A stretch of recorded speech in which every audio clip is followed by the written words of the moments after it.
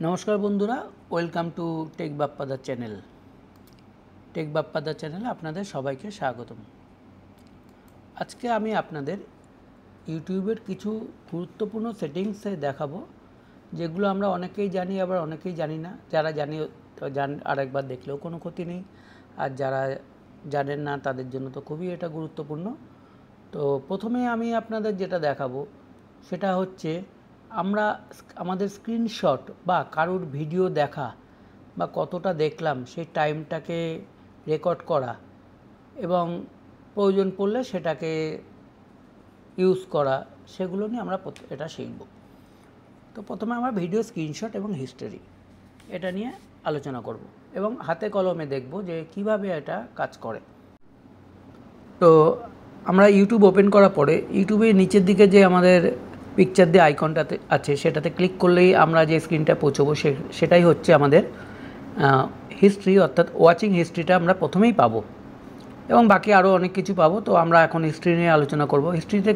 হিস্ট্রিতে দেখা যাবে আমরা অলরেডি কি দেখেছি তার টোটাল ডিটেলসটা। তো এখানে আমরা যদি এটাকে ক্লিয়ার করে একদম ফ্রেশ করতে চাই যে নতুন যে ভিডিওটা দেখব শুধু সেটাই থাকবে, সেটার জন্য কি করতে হবে আমাদের, দেখুন ভিউ অল বলে একটা বাটন আছে। এই ভিউ অলে ক্লিক করলে আমাদের টোটালটা চলে আসবে যে কার ভিডিও কতটা আমরা দেখেছি এবং এই জিনিসটা টোটালি প্রুফ যে আমরা এই ভিডিওটা অতটা দেখেছি, যেগুলো আপনার স্ক্রিনশট নিয়ে কাউকে পাঠাতে পারেন যে আপনার ভিডিও আমি এতটা ওয়াচ করেছি। যদিও আমি এটা বলছি, এটা অ্যাকচুয়ালি বলা উচিত না ওয়াইটি রুলসের বাইরে, তবুও আমি শেখানোর জন্য এটা বলছি, আপনাদের নিজেদের জন্য এটা কাজে লাগতে পারে। তো যখনই কোনো আমরা নতুন ভিডিও দেবে ক্লিয়ার অল হিস্ট্রি, এখানে যদি আমরা ক্লিক করি এখানে ক্লিয়ার অল হিস্ট্রি একটা বাটন আবার আসবে।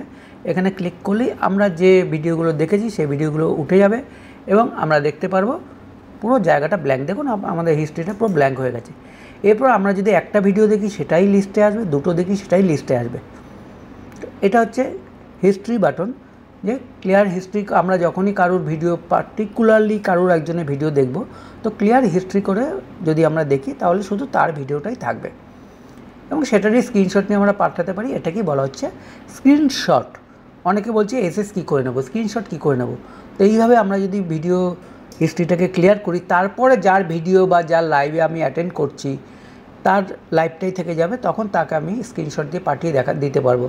এবং শুধু তাই না, তার ভিডিও কতটা বা তার লাইভে কতটা আমি সময় দিলাম সেটার জন্য দেখতে গেলে আমাকে নিচে টাইম ওয়াচ বলে অপশন আসবে। দেখুন এই টাইম ওয়াচ বাটনে ক্লিক করলে আমার এখানে এসে যাবে যে তার ভিডিও আমি কতটা দেখেছি বা সেই ডেটে কতটা আমি টাইম ওয়াচ করেছি সেটা এসে যাবে। এখানে আমি যেহেতু হিস্ট্রিটা ক্লিয়ার করে দিয়েছি আমার টোটালি ব্ল্যাঙ্ক চলে আসছে। এবার মনে করুন আপনি কারুর লাইভে 5 ঘন্টা থাকলেন, 10 ঘন্টা থাকলেন, তখন কী হবে তার লাইভটা থাকবে এবং এখানে টাইম ওয়াচটা থাকবে। তাহলে আপনি ক্লিয়ারলি ডাটাটা পেয়ে যাচ্ছেন যে আমি এর লাইভে 10 ঘন্টা থাকলাম কি 5 ঘন্টা থাকলাম বা এর লাইভে এতটা দেখলাম। এইভাবে আপনার স্ক্রিনশট নিয়ে যার আপনি লাইভ অ্যাটেন্ড করলেন তাকে পাঠাতে পারেন, তাহলে সেও দেখলো আপনি কতটা টাইম তার লাইভে বা তার ভিডিও দেখায় টাইমটা স্পেন্ড করলেন। এটা হলো আমাদের প্রথম স্টেপ আজকের ভিডিও। সেকেন্ড স্টেপ হচ্ছে data saving setting. Data saving সেটিংটা কি, আমরা যখন ইউটিউবটা অন করি তখন আমরা দেখতে পাই যে এখানে ফিডে ভিডিওগুলো অটোমেটিক চলতে থাকে।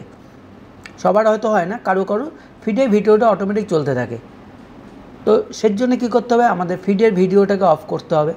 তার জন্য কি করব, তো এটার জন্য আমরা কি করব, ইউটিউবটা ওপেন করে আমাদের নিচের দিকে যে আইকনটা আছে যেখানে আমাদের ছবিটা আছে ছোট্ট গোল মতো, সেখানে ক্লিক করব।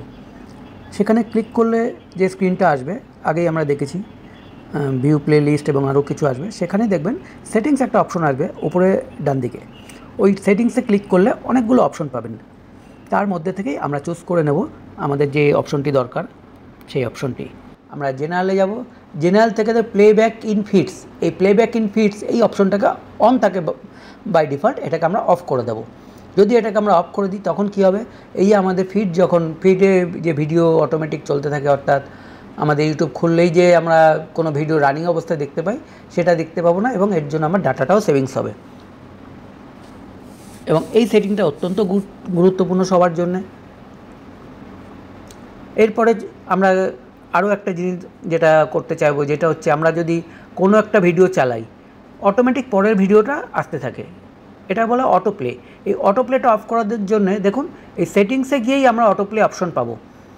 এই অটো প্লেটাও বাই ডিফল্ট অন থাকে। যদি আমরা এই অটো প্লেটাকে অফ করে দিই, তখন আমরা আর একটা ভিডিওর পরে যে পরের ভিডিওটা অটোমেটিক আসে সেটা আর আসবে না, এবং এতেও আমাদের অনেক ডাটা সেভ হবে।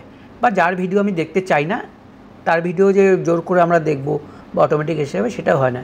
এছাড়াও ডাটা সেভিংসের একটা বাটন আছে, এই সেটিংসে গিয়ে ডাটা সেভিংস, এই ডাটা সেভিংসে গিয়ে আমরা যদি চাই যে আরও অপশন আপনারা দেখে দেখে একটা পড়তে পারেন, আমি সব কিছু এখানে আসছি না।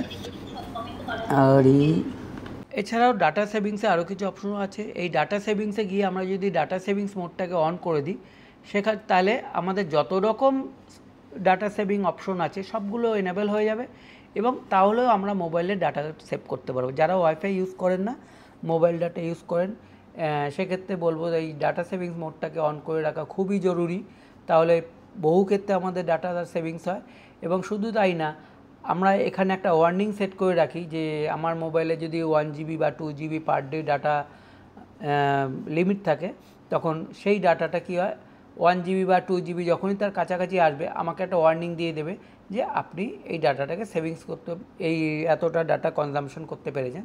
তার জন্য এই মোবাইল ডাটা ইউজেস রিমাইন্ডার, এই ইউজেস রিমাইন্ডারে যদি আমরা ক্লিক করে আমরা লিখে দিই কত MB, 100 MB, 200 MB, 500 MB, 1500 MB, 1500 MB মানে 1.5 GB। আমার যদি 2 GB ডাটা থাকে, যখনই আমি 1500 MB করে দেবো, তাহলে কী হবে, আমার 1500 MB ইউজ করলে সঙ্গে সঙ্গে রিমাইন্ডার দিয়ে দেবে যে আপনি অলরেডি 1.5 GB ইউজ করে ফেলেছেন। তো এখানে জিবি করে আমি 1 লিখে সেভ করলাম, তার মানে কি আমার 1 GB হলে আমাকে মেসেজ দিয়ে দেবে যে আপনি 1 GB ইউজ করেছেন। এইভাবে আমরা ডাটা সেভিংস 3টে অপশন আমরা যেটা শিখলাম আমরা ইউজ করতে পারি। এছাড়া অনেক রকম অপশন আছে, সব কিছু যদি আমি একটা ভিডিওর মধ্যে দেখিয়ে দিই তাহলে ভিডিওটাও অনেকটা লেন্দি হয়ে যাবে বা আপনাদেরও দেখতে একটু বোরিং লাগবে। তাই আমি এই ভিডিও এখানে এই অবধি আমি এই ডাটা সেভিংস অপশনটাকে দেখালাম। মোটামুটি এইগুলো করলে আপনার অনেকটা ডাটা সেভিংস হয়ে যাবে। এছাড়াও ডাটা সেভিংসে আরও কিছু অপশনও আছে। এই ডাটা সেভিংসে গিয়ে আমরা যদি ডাটা সেভিংস মোডটাকে অন করে দিই, সেখানে তাহলে আমাদের যত রকম ডাটা সেভিং অপশন আছে সবগুলো এনেবেল হয়ে যাবে, এবং তাহলেও আমরা মোবাইলের ডাটা সেভ করতে পারবো। যারা ওয়াইফাই ইউজ করেন না, মোবাইল ডাটা ইউজ করেন, সেক্ষেত্রে বলবো এই ডাটা সেভিংস মোডটাকে অন করে রাখা খুবই জরুরি। তাহলে বহু ক্ষেত্রে আমাদের ডাটা সেভিংস হয়। এবং শুধু তাই না, আমরা এখানে একটা ওয়ার্নিং সেট করে রাখি যে আমার মোবাইলে যদি 1 GB বা 2 GB per day data limit থাকে, তখন সেই ডাটাটা কী হয়, 1 GB বা 2 GB যখনই তার কাছাকাছি আসবে আমাকে একটা ওয়ার্নিং দিয়ে দেবে যে আপনি এই ডাটাটাকে সেভিংস করতে, এই এতটা ডাটা কনজামশন করতে পেরেছেন। তার জন্য এই মোবাইল ডাটা ইউজেস রিমাইন্ডার, এই ইউজেস রিমাইন্ডারে যদি আমরা ক্লিক করে আমরা লিখে দিই কত MB, 100 MB, 200 MB, 500 MB, 1500 MB, 1500 MB মানে 1.5 GB। আমার যদি 2 GB ডাটা থাকে, যখনই আমি 1500 MB করে দেবো, তাহলে কী হবে, আমার 1500 MB ইউজ করলে সঙ্গে সঙ্গে রিমাইন্ডার দিয়ে দেবে যে আপনি অলরেডি 1.5 GB ইউজ করে ফেলেছেন। তো এখানে জিবি করে আমি 1 লিখে সেভ করলাম, তার মানে কি আমার 1 GB হলে আমাকে মেসেজ দিয়ে দেবে যে আপনি 1 GB ইউজ করেছেন।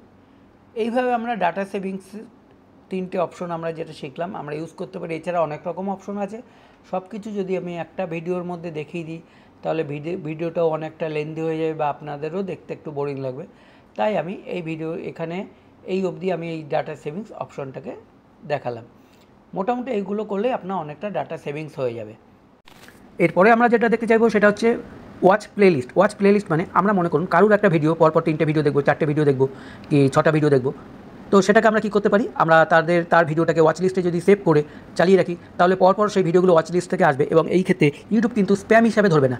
নর্মালি কী হয়, আমরা যদি কারোর একটা ভিডিও চালাই এবং পরপর তার যদি লিস্ট থাকে তখন পরপর আসতে থাকে, কিন্তু সেটাকে কিন্তু ইউটিউব স্প্যাম হিসাবে ধরে নেয়। তো এখানে যদি আমি ভিডিও একটা ওয়াচ লিস্ট বানিয়ে রাখি, অর্থাৎ সেটা স্প্যাম না, আমি ম্যানুয়ালি যদি একটা ওয়াচ লিস্ট বানিয়ে রাখি, সেক্ষেত্রে কী হবে, আমি কারোর 3টে 4টে 5টা যতগুলো ইচ্ছে ভিডিও দেখতে পারি। তবে বেশি ভিডিও না দেখাই ভালো, মিনিমাম ম্যাক্সিমাম আপনি 4টে ভিডিও দেখুন, 5টা ভিডিও দেখুন, এর বেশি ভিডিও না দেখাই ভালো একটা আইডি দিয়ে।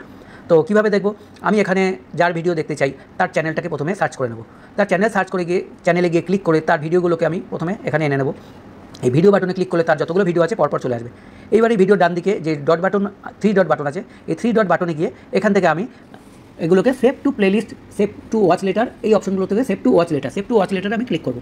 সেভ টু প্লেলিস্টও করা যায়, সেটার জন্য অন্য সেটিং আছে। যাই হোক, সেভ টু ওয়াচ লেটারে ক্লিক করলে আমার ওয়াচ লেটার যে অপশনটা আছে সেখানে চলে যাবে। আর প্লেলিস্ট করতে গেলে আমাকে তাদের প্লেলিস্ট ক্রিয়েট করতে হবে, তো সেটা আমি আর করলাম না, প্লেলিস্টটা ক্রিয়েট করলাম না, আমি ওয়াচ লেটারে ক্লিক করলাম। এইভাবে একটা দুটো তিনটে যতগুলো আমার ইচ্ছে, আমি যদি ভিডিওগুলোকে ওয়াচ লেটার করি তো সেটা ওয়াচ লেটার অপশনে চলে আসবে, এবং ওখানেই ওয়াচ লেটার বাটনে ক্লিক করলে আমার ওয়াচ লেটার, এখানে ওয়াচ লেটার ঘরে চলে যাবে, এবং আমি সেখান থেকে প্লে বাটনে ক্লিক করলে আমি দেখে নিতে পারবো পরপর ভিডিওগুলো অটোমেটিক আসছে। বন্ধুরা, আমার ভিডিওটি যদি আপনাদের ভালো লেগে থাকে তবে অবশ্যই লাইক, কমেন্টস এবং শেয়ার করতে ভুলবেন না। আর সাবস্ক্রাইব করে চ্যানেলটির পাশে যদি থাকেন, আমি এরকম আরও অনেক ইউটিউব টিপস অ্যান্ড টিক্স, বন্ধুরা যদি চ্যানেলটি আপনারা সাবস্ক্রাইব করে পাশে থাকেন তো এই ধরনের আমি আরও অনেক ইউটিউবের টিক্স ভিডিও আনবো যেগুলো আপনাদের অবশ্যই কাজে লাগবে।